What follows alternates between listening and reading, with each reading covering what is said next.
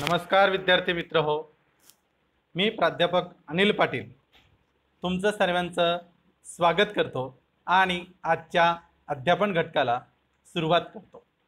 चला तर मग सुरुवात करूया। इयत्ता 11वी मराठी युवक भारती या आपल्या पाठ्यपुस्तकातील अत्यंत महत्त्वपूर्ण भाग मी आज अभ्यासासाठी म्हणजेच अध्यापनासाठी घेतलेला आहे।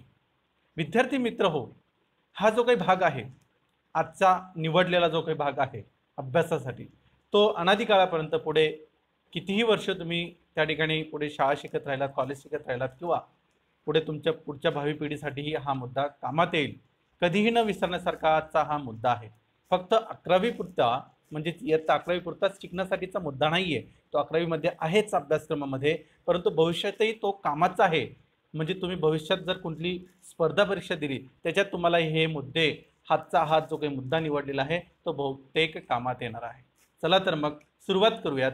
मुद्दा जो आहे म्हणजे आजचा जो काही मुख्य घटक आहे तो म्हणजेच लेखन व व्याकरण, आणि त्यातील मराठी व्याकरणातील जो काही आपल्या पाठ्यपुस्तकात चौथा उपविभाग लावलेला आहे, चौथा उपघटक लावलेला आहे, तो म्हणजेच काळ। या काळ घटकाला आज आपण सुरुवात करणार आहोत। विद्यार्थी मित्र हो, काळ म्हणजे काय? काळाचे 3 मुख्य प्रकार आणि त्या 3 मुख्य प्रकारांचे 4 उपप्रकार आज आपण या ठिकाणी प्रत्येक प्रकाराला स्वतंत्र असा व्हिडिओ म्हणजे चलचित्र मी या ठिकाणी तयार करणार आहे।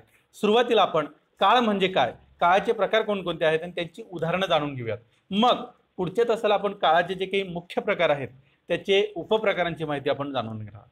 चला आता काळ म्हणजे काय, काळाचं त्या ठिकाणी थोडक्यात जे काही त्या ठिकाणी प्रकार आहेत त्याची माहिती आपण जाणून घेऊयात। चला तर ज्या वाक्यात दिलेल्या क्रियापदावरून जसा क्रियेचा बोध होतो तसेच ती क्रिया कोणत्या वेळी घडत आहे याचा जो बोध होतो त्याला काळ असे म्हणतात। विद्यार्थी मित्र हो, तुम्हाला याच्यावरून त्या ठिकाणी लक्षात येत असेल की काळ कोणत्या वेळी त्या ठिकाणी वाक्यात दिलेली जी क्रियापद असतं, आता क्रियापद तुम्हाला माहिती आहे, क्रियापद माहिती आहे ना, वाक्याचा अर्थ पूर्ण करणारा क्रियावाचक तो जो शब्द असतो त्याला त्या ठिकाणी क्रियापद असं म्हटलेलं आहे। वाक्याचा अर्थ पूर्ण करतो, वाक्याला पूर्ण विराम देण्याचं काम क्रियापद करत असतं। मग वाक्यात जे क्रियापद आलेलं असतं म्हणजे वाक्यात दिलेल्या क्रियापदावरून जसा क्रियेचा बोध होतो तसेच ती क्रिया कोणत्या वेळी घडत आहे याचा जो बोध होतो त्याला काळ असे म्हणतात। म्हणजे कोणत्या काळात कोणती क्रिया घडलेली आहे त्या काळात त्या क्रियेनुसार ते वेळेनुसार तो काळ आपल्याला ह्या ठिकाणी ठरवायचा आहे।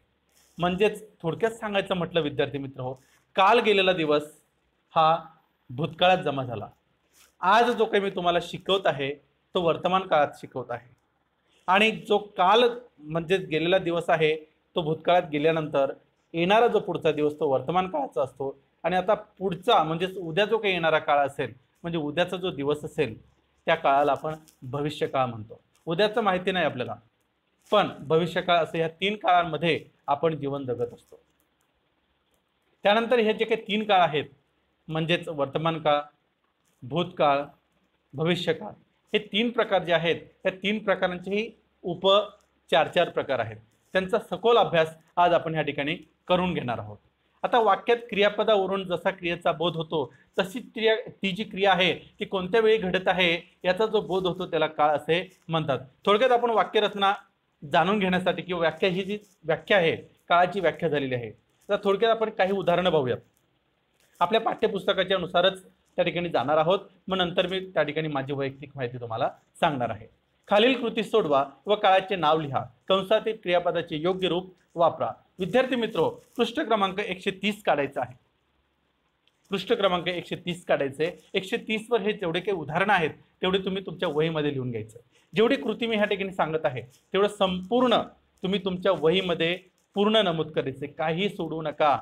म्हणजे काळाची व्याख्येपासून ते उदाहरणांपर्यंत एकही काहीच सोडायचं नाही।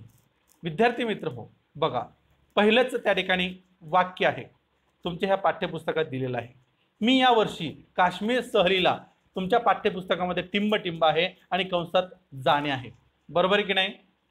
बरोबर आहे। मग मी या वर्षी काश्मीर सहलीला जाईन, हे जे काही क्रियापद आहे हे योग्य क्रियापद आपण त्या ठिकाणी वापरलेलं आहे आणि त्याचा जो काही काळ आहे तो भविष्य काळ आहे। जाईन, मी या वर्षी काश्मीर सहलीला जाईन, थोडक्यात रीती दाखवली। जाईन म्हणजे जाण्याची क्रिया आहे की मी जाणार आहे, पण कधी जाणार आहे काय ते माहिती, पण भविष्याचा वेध या ठिकाणी घेतलेला आहे। दुसरं वाक्य पाहूयात विद्यार्थी मित्र आपण। दुसरं वाक्य, काल झालेल्या निबंध स्पर्धेत मी उत्तम निबंध लिहिला। आता निबंधावर त्या ठिकाणी हे जे काही त्या वाक्यरचना आहे मित्रांनो, वरच्या वाक्यामध्ये भविष्यकाळ वर्तवलेला आहे। आता दुसरं जे वाक्य आहे हे दुसऱ्या वाक्यामध्ये काल झालेल्या निबंध स्पर्धेत मी उत्तम निबंध तुमच्या पाठ्यपुस्तकामध्ये डॉट डॉट दिलेले आहेत, म्हणजे टिंब टिंब दिलेले आहेत, त्यात मी त्या ठिकाणी योग्य क्रियापद वापरलेलं आहे, लिहिला। लिहिणे या योग्य क्रियापदाचं लिहिला असं त्याचं त्या ठिकाणी योग्य क्रियापद मी वापरलेलं आहे। हा जो काही त्या ठिकाणी हे जे वाक्य आहे ते भूतकाळामध्ये जातं। काल झालेल्या निबंध स्पर्धेत मी उत्तम निबंध लिहिला, म्हणजे ती क्रिया पूर्ण झालेली आहे, उत्तम निबंध लिहिलेला आहे, म्हणून तो भूतकाळात हे वाक्य गेलेलं आहे। काल हा शब्द आला तर कालांतराने योग्य ते वाक्य त्या ठिकाणी होणार आहे। तिसरं वाक्य पाहूयात, हे बघ आनंद, उद्या तू सहलीला जाणार असल्यामुळे, म्हणजे या ठिकाणी हा जो काही वाक्य प्रकार आहे विद्यार्थी मित्र हो, हे बघ आनंद, उद्या तू सहलीला जाणार असल्यामुळे लवकर उठ। तुमच्या ह्या पाठ्यपुस्तकामध्ये 2 गाळलेल्या जागा दिलेल्या आहेत, तिथे मी जाणार आणि उठ हे योग्य ते क्रियापद त्या ठिकाणी वापरलेलं आहे, म्हणजेच हे वर्तमान काळाचं त्या ठिकाणी वाक्य आहे। हे बघ आनंद म्हणजे आत्ता सांगितलं जातं, उद्या सहलीला जाणार आहेस, उद्या हा शब्द इथं लक्षात घेऊ नका, नाही तुम्ही म्हणाल सर इथं उद्या लिहिलेलं आहे, हे बघ आनंद म्हणजे आता सांगितली जाते घटना, तू उद्या सहलीला जाणार असल्यामुळे लवकर उठ म्हणजे आत्ताची ती आज्ञा आहे, आज्ञाधारे आज्ञार्थी वाक्य म्हटलं गेलं तरी काही हरकत नाही, हे वर्तमान काळी त्या ठिकाणी ठरलेली घटना आहे। पुढची अजून परत एक वाक्य रचना पाहूयात आपण। परवा सुरेशने सुरेल गीत गायले, ह्या गायले जे आहे ते त्या ठिकाणी योग्य क्रियापद आहे, तो भूतकाळामध्ये त्या ठिकाणी हे वाक्य गेलेलं आहे। परवा सुरेशने सुरेल गीत गायले, परवाचे परवा त्या ठिकाणी तो दिवस 2 दिवसाचा गेलेला आहे।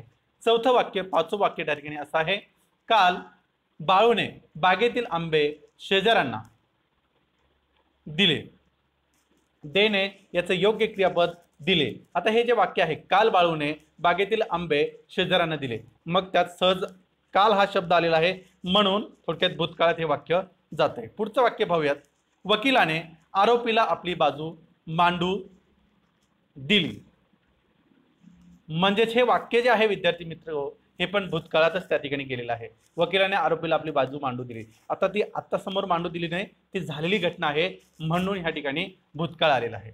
पुढची वाक्य रचना पाहूयात आपण विद्यार्थी मित्र हो। 7वं वाक्य, भविष्यात मी कधीतरी विमानातून प्रवास करेन, भविष्यात म्हणजेच ह्या ठिकाणी उघड उघड भविष्य हा शब्द आलेला आहे, भविष्यकाळ होणार। 8वं, हसणे हा मनुष्य स्वभाव आहे, हसणे म्हणजे हसणं येणं, हसणे हे तर मनुष्याचा स्वभावच आहे, तो वर्तमान काळात आहे। त्यानंतर 9वं वाक्य पाहूयात, काल रात्री सारखा विजाचा गडगडाट होता, म्हणजेच पाऊस पडण्याचं त्या ठिकाणी चिन्ह, भूतकाळ, कालची गोष्ट आहे म्हणून भूतकाळ त्या ठिकाणी आलेला आहे। 10वं वाक्य जे आहे, उद्या मी ही मालिका पुन्हा बघेन, उद्या म्हणजेच तुम्हाला त्या ठिकाणी भविष्यकाळाचा वेध इथं होतो आहे। बघा ही ऑर्डर जी आहे, म्हणजे आपण जो आदेश देतो ना विद्यार्थी मित्र, त्या पद्धतीने क्रियापदाची रचना आणि वाक्याचा काळही त्या ठिकाणी ठरवला जातो। यावरून आपण एक विचारात घेणार आहोत विद्यार्थी मित्र हो, हे झाले आपल्या पाठ्यपुस्तकातील 10 वाक्य। हे 10 वाक्य मी सुरुवातीला का घेतले, याच्यात आपण वेगळ्या पद्धतीनं क्रियापदाचा वापर करून बघितला। काळाचे मुख्य प्रकार आहेत विद्यार्थी मित्र, आपण सरळ आपल्या मूळ विषयाला येऊयात। काळाचे मुख्य 3 प्रकार आहेत, 1 वर्तमान काळ आहे, 2 भूतकाळ आहे, 3 भविष्यकाळ आहे। आपण ह्या तिघही प्रकारांचा योग्य त्या पद्धतीने स्वतंत्ररित्या अभ्यास करणार। बघा वर्तमान काळ, त्याचे उपप्रकार दिलेले आहेत विद्यार्थी मित्र। सामान्य वर्तमान काळ म्हणजे साधा वर्तमान काळ म्हणतो आपण त्याला, अपूर्ण वर्तमान काळ म्हणजे त्याला अपूर्ण चालू वर्तमान काळ त्या ठिकाणी म्हणू शकतो। त्यानंतर पूर्ण वर्तमान काळ, चालू पूर्ण काळ किंवा रीती काळ असं त्याला त्या ठिकाणी म्हणता येतो। लक्षात आलं विद्यार्थी मित्र। दुसरं भूतकाळ, भूतकाळाचे तेच उपप्रकार आहेत, फक्त इथं भूतकाळ लावला जातो. त्यानंतर तिसरं आहे भविष्यकाळाचे 4 उपप्रकार आहेत. ह्या 3 उपप्रकारांचा आपण पहिले अभ्यास, 3 जे मुख्य प्रकार आहेत, 3 उपप्रकार बोललं गेलंय, 3 मुख्य प्रकारांचा पहिले आपण पूर्ण माहिती जाणून घेऊयात. मग पुढे आपण त्यांचे जे काही उपप्रकार आहेत त्या उपप्रकारांची स्वतंत्ररित्या आपण माहिती जाणून घेणार आहोत. एक एक मुद्द्यानुसार, एक एक स्टेपनुसार, एक एक टप्प्यानुसार आपण जाणार आहोत. सुरुवातीला आपण एक एक जे काही काळ आहेत आपले त्या काळाची माहिती जाणून घेऊयात. आता खालील वाक्य लक्षपूर्वक वाचा. आपल्या पाठ्यपुस्तकातील 130 क्रमांक पृष्ठ आहे, पृष्ठ क्रमांक 130 काढायचा आहे, त्याच्यात दिलेली आहेत ही वाक्य. आता लक्षपूर्वक वाचा. समीर पुस्तक वाचतो, वाचत असतो, वाचत असतो, क्रिया चालू आहे. बघा, समीर पुस्तक वाचत असतो, क्रिया चालू आहे. वाचतो ही क्रिया वाचतो जर राहिलं तर म्हणजे प्रत्यक्षात आता हा रीती वर्तमान काळाला म्हणजे वर्तमान काळाचा तिसरा प्रकार. चौथा प्रकार, समीर पुस्तक वाचत असे, रीती भूतकाळ. त्यानंतर तिसरं वाक्य आहे समीर पुस्तक वाचत जाईल, रीती भविष्यकाळ. त्यानंतर चौथा आहे विद्यार्थी सतत अभ्यास करत असतात, रीती वर्तमान काळ अपूर्ण काळ आहे. बघा विद्यार्थी मित्र हो, तुम्हाला परत एकदा सांगतो. पहिलं वाक्य आहे समीर पुस्तक वाचत असतो. इथं जर असं राहिलं असतं समीर पुस्तक वाचतो किंवा समीर पुस्तक वाचतो आहे असं जर वाक्यरचना त्या ठिकाणी राहिलं असतं तर आपण वर्तमान काळात, पण त्याचा जो काही वर्तमान काळाचा चौथा प्रकार उपप्रकार आहे रीती, म्हणजे रीत चालू आहे. वाचण्याची क्रिया काय आहे ती चालूच आहे. समीर पुस्तक वाचत असतो म्हणजे ती त्या ठिकाणी तो वाचतच असतो, अशी क्रिया त्या ठिकाणी सतत चालू राहणार आहे.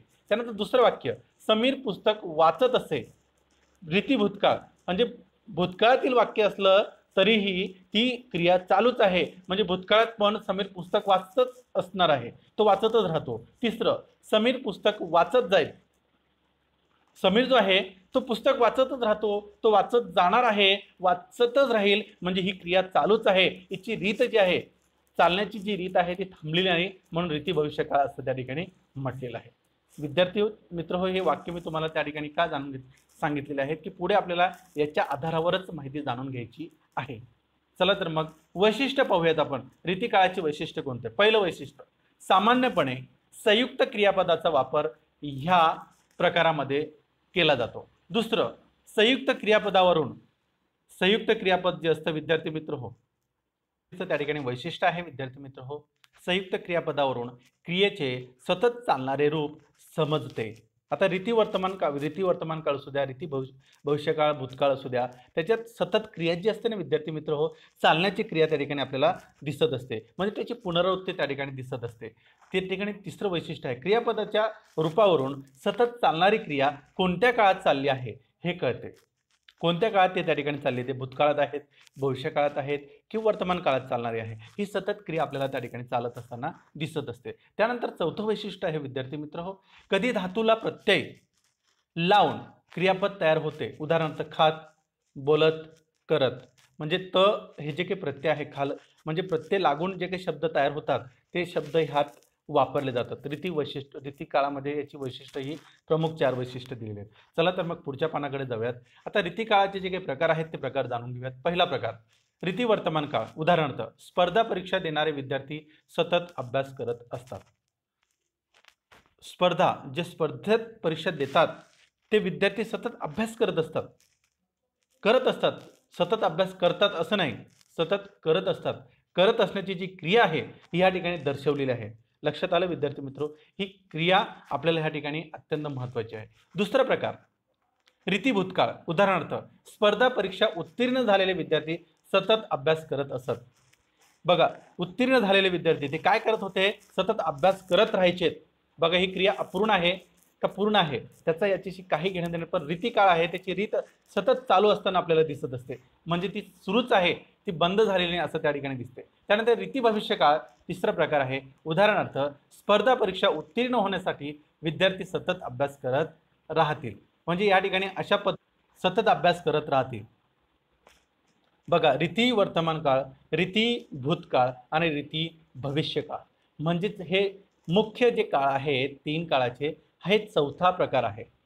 साधा वर्तमान काळ, अपूर्ण वर्तमान काळ, पूर्ण वर्तमान काळ आणि त्या ठिकाणी रीती अपूर्ण वर्तमान काळ. म्हणजे अपूर्ण वर्तमान काळ का म्हटला जातो, अपूर्ण भूतकाळ का म्हटला जातो याच्यात. आता स्पर्धा परीक्षा देणारे विद्यार्थी सतत अभ्यास करत असतात. आता हे वाक्य पूर्णही झालेलं नाही, अर्धवट दिसतंय, पण क्रिया ही सतत चालू झालेली दिसते, क्रिया ही बंद झालेली नाहीये, म्हणून याची जी रीत आहे ती चालूच आहे, म्हणून याला वर्तमान काळ त्या ठिकाणी म्हटलेलं आहे. असतात तर त्यानंतर रीती भूतकाळ, स्पर्धा परीक्षा उत्तीर्ण झालेले विद्यार्थी सतत अभ्यास करत असतात, सतत अभ्यास करत त्या ठिकाणी राहायचे, त्याच्यात कुठलाही बदल झालेला आपल्याला दिसत नाही. असे हे जे काही 3 प्रकार आहेत, या 3 प्रकारांचा आपल्याला या ठिकाणी अभ्यास करायचा आहे. चला तर मग पुढची त्या ठिकाणी काही उदाहरणं आहेत ते आपण जाणून घेऊयात आणि मग पुढे आपण जाणार आहोत. ती जी काही उदाहरणं आहेत ती जाणून घेऊ. धावपटू धावण्याचा सतत सराव करत असतात. रीती वर्तमान काळाचं वाक्य आहे, जे आता मगाशी पाहिलं आपण तेच. धावपटू जे आहेत धावण्याचा सतत सराव करत असतात. आपल्या पाठ्यपुस्तकातील पृष्ठ क्रमांक 131 काढायचे, त्याच्यावरचं ही उदाहरण आहे. दुसरं, माझा एकत्र कुटुंबात आजी उत्तम संस्कार करत असे. म्हणजेच माझ्या एकत्र कुटुंबात आजी उत्तम संस्कार करत असे. रीती भूतकाळ आहे, म्हणजेच कुटुंबात आजी जी होती ती उत्तम संस्कार करायची, ती क्रिया सुरूच आहे, ती बंद झालेली नाही, म्हणून ही क्रियाला त्या ठिकाणी रीती भूतकाळात त्या ठिकाणी आलेलं आहे. त्यानंतर तिसरं वाक्य, हिरव्या पालेभाज्या आवश्यक असल्यामुळे सर्वच व्यक्ती रोजच्या आहारात त्या खात जातील. रीती भविष्यकाळ, म्हणजेच हिरव्या पालेभाज्या आवश्यक पोषक तत्व असल्यामुळे आणि रोजच्या आहारात त्या खात जातील. जातील ही क्रिया आहे, खात जातील म्हणजेच खात कशावर आधारित क्रिया आहे, जातील क्रियापद आहे. याच्यातलं वाक्यातील क्रियापद जे आहेत, पहिल्या वाक्यामध्ये असतात क्रियापद आहे, दुसऱ्या वाक्यात असे क्रियापद आहे आणि तिसऱ्या वाक्यामध्ये जातील क्रियापद आहे. बघा, असतात म्हणजे हे सतत क्रिया चालू असणारी आहे, म्हणून याला रीती वर्तमान काळ, रीती भूतकाळ आणि रीती भविष्यकाळ असं म्हणतात. आता विद्यार्थी मित्र हो, बरोबर आपण महत्त्वाच्या मुद्द्याकडे या ठिकाणी आलेलो आहोत. आपला जो काही पाठ्यपुस्तकातील मुख्य प्रकार आहे काळ, त्या काळाला आपण आज सुरुवात करूयात. आपण परत त्या ठिकाणी ही व्याख्या पाहूयात. वाक्यात दिलेल्या क्रियापदावरून जसा क्रियेचा बोध होतो तसेच ती क्रिया कोणत्या वेळी घडत आहे याचाही त्या ठिकाणी बोध होतो, त्याला काळ असे म्हणतात. वाक्यात दिलेल्या क्रियापदावरून जसा क्रियेचा बोध होतो तसेच ती क्रिया कोणत्या वेळी घडत आहे याचाही बोध होतो, त्याला काळ असे म्हणतात. ही झाली काळाची व्याख्या. काळाचे प्रमुख 3 प्रकार पडतात. 1 वर्तमान काळ, 2 भूतकाळ, 3 भविष्यकाळ, असे हे काळाचे मुख्य 3 प्रकार आहेत. आता काळाची व्याख्या आपण मगाशी पाहिली, तीच व्याख्या या ठिकाणी आलेली आहेत. मुख्य प्रकार जे आहेत हे 3 प्रकार आहेत. हे 3 प्रकार या ठिकाणी मी घेतलेले आहेत. पहिला प्रकार पाहूयात, वर्तमान काळ. क्रियापदाच्या रूपावरून क्रिया आता घडते असे जेव्हा समजते तेव्हा तो वर्तमान काळ असतो. क्रिया जी प्रत्यक्षात आता घडत आहेत, म्हणजे तुम्ही माझा व्हिडिओ आता समोर बघतायत तो वर्तमान काळात बघतायत, पण मी व्हिडिओ कधी तयार केलेला आहे, तुमच्या समोर भूतकाळात तो जमा झालेला आहे. लक्षात आलं का? मी अगोदर व्हिडिओ तयार केला, मग तुम्हाला त्या ठिकाणी हा व्हिडिओ पाठवत आहे. हे वर्तमान काळात असं म्हणतात. आता त्याची उदाहरणं पाहूयात आपण. थोडक्यात, क्रियापदाच्या रूपावरून क्रिया आता घडत आहे असा बोध होतो तेव्हा वर्तमान काळ असतो. उदाहरणार्थ, राजू अभ्यास करतो, सुचित्रा क्रिकेट खेळते, मुले उड्या मारतात. विद्यार्थी मित्र हो, अत्यंत महत्त्वाचा मुद्दा असा आहे की साधा आणि सरळ वर्तमान काळाचं वाक्य जर तुम्हाला लक्षात ठेवायचं असेल तर त्याच्यातली जी क्रिया असते त्याचा जो काही काळ असतो ना, तो प्रत्यक्षात समोर दिसतो. राजू अभ्यास करतो, करत होता, करत असणार असं काही नाही, करतोय. तो जो आहे ते तो क्रियापद जे आहे ना, करतो, असतो, आहे, आहेत, हे ह्याच वर्तमानपत्रामध्ये वर्तमान काळामध्ये त्या ठिकाणी वापरलं. वर्तमानपत्र हा शब्द चुकीचा वापरला गेला, वर्तमान काळात त्या ठिकाणी वापरलेला असतो. आता राजू अभ्यास करतो ही क्रिया आता समोर घडलेली आहे. सुचित्रा क्रिकेट खेळते, तर क्रिकेट खेळते, करतो, खेळते आणि मारतात, मुले उड्या मारतात, हे तिघही जे आहेत ना विद्यार्थी मित्र, हे क्रियापद आहे. वाक्यातील क्रिया म्हणजे वाक्याचा त्या ठिकाणी अर्थ पूर्ण करण्यासाठी क्रियापद हे महत्त्वाचं असतं. वाक्य पूर्ण करण्यासाठी क्रियापद महत्त्वाचं असतं. पण तुम्हाला सर्वात महत्त्वाचा मुद्दा माहिती आहे का? राजू अभ्यास करतो म्हणजेच तो काय करतो आहे, राजू करतो. अभ्यास काढून गेला हा शब्द जर काढून घेतला आपण तर त्यात ती अपूर्ण क्रिया दिसते. म्हणजे क्रियापदाच्या वाक्यरचनेवरून ज्या पद्धतीनं क्रियापदावरून जसा क्रियेचा बोध होतो ना, तसं ती क्रिया कधी घडलेली असते त्याचाही बोध होणं अत्यंत गरजेचं आहे. तर अभ्यास करतो आता कधी घडली आहे समोरच घडते. सुचित्रा क्रिकेट खेळते, कधी खेळते समोरच त्या ठिकाणी आपल्या समोर खेळते, म्हणजे वर्तमानपत्रात ती त्या ठिकाणी खेळते. अजून काही उदाहरणं पाहूयात. मी अभ्यास करत आहे म्हणजे आता, मी वाचन काम करत आहे, मी क्रिकेट खेळतो, मी श्रवणी म्हणजे त्या ठिकाणी श्रवणी खेळत आहे, मी क्रिकेट खेळतो, म्हणजे श्रवणी नावाची मुलगी खेळते आहे, मी क्रिकेट खेळतो आहे, मी अभ्यास करत आहे. अशा पद्धतीचे जे काही उदाहरणं आहेत ते आपल्या वर्तमानपत्रात पाहायला मिळते. त्यानंतर दुसरा प्रकार आहे भूतकाळ. क्रियापदाच्या रूपावरून क्रिया पूर्वी घडली असेल, घडली आहे किंवा असे जेव्हा समजते तेव्हा तो भूतकाळ असतो. क्रियापदाच्या रूपावरून क्रिया पूर्वी घडलेली असते असा जेव्हा बोध होतो तेव्हा भूतकाळ असतो. पूर्वी घडून गेलेली असते त्याला त्या ठिकाणी भूतकाळ असे म्हणतात. अगदी सोपं आहे विद्यार्थी मित्र हो. याच्यात मी जास्त वेळ का घेत नाहीये, म्हणजे तुम्हाला वाटत असेल धावतं होत असेल तर थांबून थांबून व्हिडिओ पहा. आता उदाहरणं पाहूयात. राजूने अभ्यास केला. बघा इथं राजू अभ्यास करत असेल असं नाही, हा करत असेल हे पण भविष्यकाळामध्ये जाते उत्तर, पण ते रीती वर्तमान काळात जाते. सुचित्रा क्रिकेट खेळली, खेळून झालंय, तिचं पूर्ण झालेलं आहे. राजूने अभ्यास पूर्ण केलेला आहे, भूतकाळात गेलेला आहे. मुलांनी उड्या मारल्यात, कधी मारल्यात? भूतकाळात मारल्यात, म्हणजे ते आता सांगितलं पण त्या मुलांनी उड्या मारल्यात. राम शाळेत गेला, श्रावणी खेळली, मी अभ्यास केला. असे अनेक त्या ठिकाणी उदाहरणं आपल्याला सांगता येतील. चला तर मग तिसरा प्रकार पाहूयात, भविष्यकाळ. क्रियापदाच्या रूपावरून क्रिया पुढे घडेल असे जेव्हा समजते किंवा असा जेव्हा बोध होतो तेव्हा तो भविष्यकाळ असतो. विद्यार्थी मित्र, क्रियापदाच्या रूपावरून क्रिया पुढे घडणार आहे असा जेव्हा बोध होतो तेव्हा भविष्यकाळ असतो, त्याला भविष्यकाळ असे म्हणतात. उदाहरणार्थ राजू अभ्यास करेल. बघा कोणी जर सांगितलं की राजू अभ्यास करणार नाही किंवा परीक्षा पास होणार नाही तर आपण सांगतो राजू अभ्यास करणार म्हणजे करेल. सुचित्रा क्रिकेट खेळेल, मुले उड्या मारतील. पुढची गोष्ट म्हणजे भविष्याची गोष्ट या ठिकाणी सांगितलेली आहे. मी अभ्यास करेन, मी शिक्षक बनेन, श्रावणी उद्या खेळेल. असं त्या ठिकाणी जे काही उदाहरणं आहेत ते उदाहरणं आपण या ठिकाणी घेतलेली आहेत. विद्यार्थी मित्र हो, पुढे जाऊयात. लिह या धातूची सर्व काळातील रूपे आपण या ठिकाणी पाहणार आहोत. आता प्रकार वर्तमान काळ, भूतकाळ आणि भविष्यकाळ हे मुख्य प्रकार आहेत आणि त्याचे जे उपप्रकार दिलेले आहेत ते पाहूयात आपण. आता याच्यात बघा बदल कसा होतो, क्रियापदात बदल कसा होतो. साधा वर्तमान काळ असेल तर मी निबंध लिहितो, तोच साधा भूतकाळ असेल तर मी निबंध लिहिला, आणि तोच साधा भविष्यकाळ असेल तर मी निबंध लिहीन. बघा क्रिया घडते आहे, क्रिया घडलेली आहे आणि क्रिया घडणारी आहे. हे तिघही काळांमध्ये क्रिया ही घडणारी पण आहे, घडत पण आहे आणि घडलेली पण आहे. त्याच्यावर निबंध, लिहितो, लिहिला, लिहीन हे क्रियापद या ठिकाणी आलेलं आहे. आता अपूर्ण काळामध्ये जाणार आहोत आपण. अपूर्ण वर्तमान काळ पाहूया. मी निबंध लिहित आहे, अपूर्ण वाक्य आहे म्हणजे क्रिया पूर्ण झालेली नाही म्हणून हे अपूर्ण आहे. लक्षात आलं विद्यार्थी मित्र, हे म्हणून अपूर्ण वाक्य आहे. मी निबंध लिहित आहे, पूर्ण क्रिया झालेली आहे का? नाही, म्हणून हा अपूर्ण वर्तमान काळ आहे. तेच उदाहरण पाहूयात आपण अपूर्ण भूतकाळामध्ये. मी निबंध लिहित होतो. बघा सांगताना मी निबंध लिहित होतो, क्रिया त्यावेळेसची चालूच होती, पण आता सांगताना ती पूर्ण झालेली असेल, पण ज्यावेळेस ती घटना घडली त्यावेळेस निबंध लिहित होतो ही क्रिया त्यावेळेस चालूच होती म्हणून ती अपूर्ण आहे. तेच उदाहरण आपण भविष्यकाळामध्ये पाहूयात. मी निबंध लिहित असेन, ज्यावेळेस अशी घटना घडेल, ज्यावेळेस एखादं त्या ठिकाणी म्हणजे कुठली तरी चांगली घटना घडेल त्यावेळेस मी निबंध लिहित असणार असं मला वाटतंय, म्हणजे ती क्रियाही पुढे चालूच आहे. भविष्य काळामध्ये ती क्रिया पूर्ण झालेली नाही, सतत क्रिया ही चालूच राहते. पुढे जाऊयात. पूर्ण वर्तमान काळ, पूर्ण भूतकाळ आणि पूर्ण भविष्यकाळ पाहूया. एकच उदाहरण आपण सर्व तिघांमध्ये टाकूया. पूर्ण वर्तमान काळ. मी निबंध लिहिला आहे, पूर्ण झालेला आहे.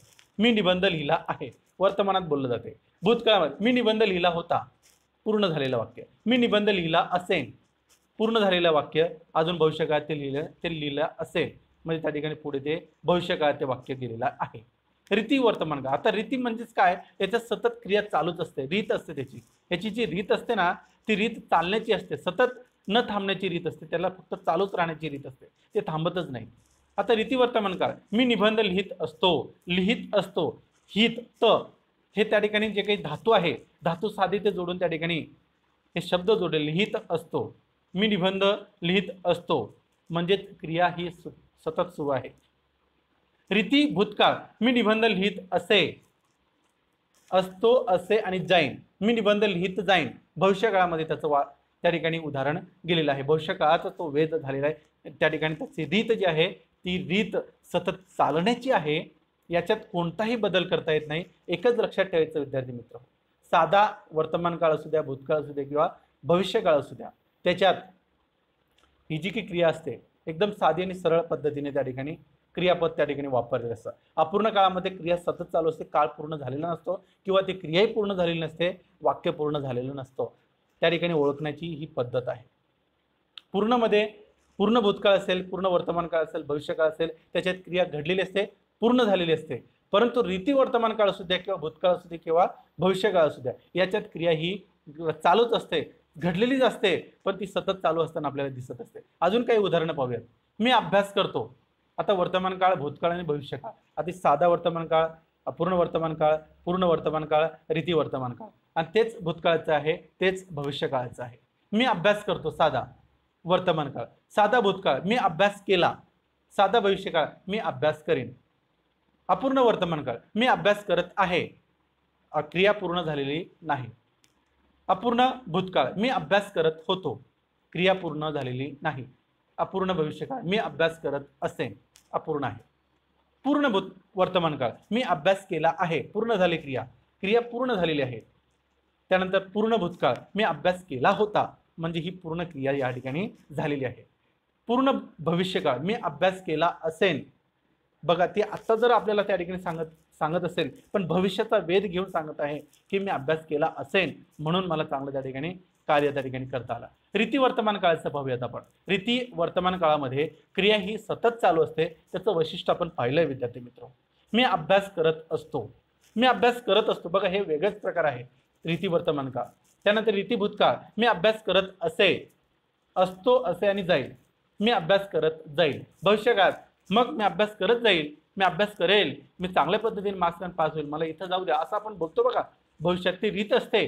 आपली रीत पूर्ण झालेलं नसतं. आपलं हेतू किंवा साध्य किंवा अभ्यास किंवा ते जे असेल ते वाक्यरचना पूर्ण झालेली नसते. ती सतत चालण्याची रीत दाखवते, चालण्याची क्रिया दाखवते, बंद होण्याची क्रिया दिसत नाही. त्यावेळेस तो रीती काळ घडलेला असतो, असं आपल्याला त्या ठिकाणी समजून येतं. समजलं विद्यार्थी मित्र हो? अशा पद्धतीनं हे जे काही त्या ठिकाणी वर्तमान काळ, भूतकाळ आणि भविष्यकाळ हे तीन मुख्य प्रकार जे आहेत, त्या तीन मुख्य प्रकारांचा आपण या ठिकाणी अभ्यास केलेला आहे. आता याच्या ठिकाणी सर्वनामे, वर्तमान काळ, भूतकाळ आणि भविष्यकाळ. आता प्रथम पुरुषी मी, खेळतो, खेळलो, खेळ.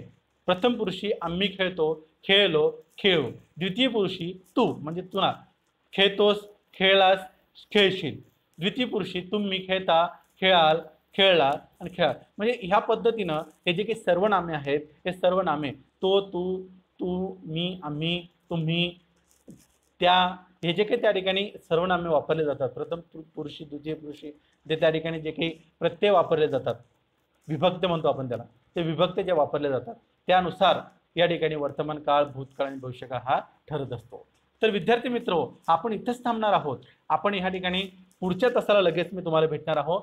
प्रत्येक तासाला, प्रत्येक जे काही आता भूतकाळ झाला, वर्तमान काळ, भूतकाळ आणि भविष्यकाळ हे जे काही काळ आहेत, याची थोडक्यात आपण बेसिक माहिती जाणून घेतली, म्हणजे त्याची व्याख्या जाणून घेतल्यात, त्याचं सर्व काही त्या ठिकाणी व्यवस्थित. आता पुढचा जो काही तास आहे, त्या पुढच्या तासाला एक एक प्रकार आपण पाहणार आहोत, त्याचे उपप्रकार पाहणार आहोत. एक एक व्यवस्थितरित्या तुम्ही तुमच्या वहीमध्ये संपूर्ण लिहून घ्या विद्यार्थी मित्र. तुम्ही संपूर्ण लिहिलं ना, तुम्हाला लगेचच समजेल की हे काळ काय आहे. अत्यंत सोपं आहे, अगदी सोपं आहे. साधा वर्तमान काळ, अगदी साधं वाक्यरचना ती त्याच वेळेस घडलेली असते, त्याला साधा वर्तमान काळ म्हणतात. अपूर्ण काळ, अपूर्ण काळामध्ये क्रिया ही घडलेली नसते, अपूर्ण असते, त्याला अपूर्ण म्हणतात. पूर्ण क्रियापद असेल, पूर्ण काळ असेल, पूर्ण काळ मग भूतकाळ असू द्या, वर्तमान असू द्या, भविष्य असू द्या, त्याच्यात क्रिया पूर्ण घडलेली असेल. आणि रीतिकाळ जो असतो त्याच्यात क्रिया सतत चालण्याची क्रिया दिलेली असते, चालण्याची रीत त्याच्यात दिलेली असते, म्हणून रीतिकाळ त्याला असं म्हटलेलं आहे. विद्यार्थी मित्र हो, इथंच थांबतो, इथंच मी हा तासाला पूर्ण विराम देतो. परत पुढच्या तासाला लगेचच भेटतो. तत्पूर्वी धन्यवाद विद्यार्थी मित्र हो, तुम्ही माझा पूर्ण व्हिडिओ पाहतात त्याबद्दल खूपच खूप धन्यवाद देतो. आणि असंच पूर्ण व्हिडिओ पहा आणि पूर्ण नोट्स लिहून घ्या. धन्यवाद विद्यार्थी मित्र.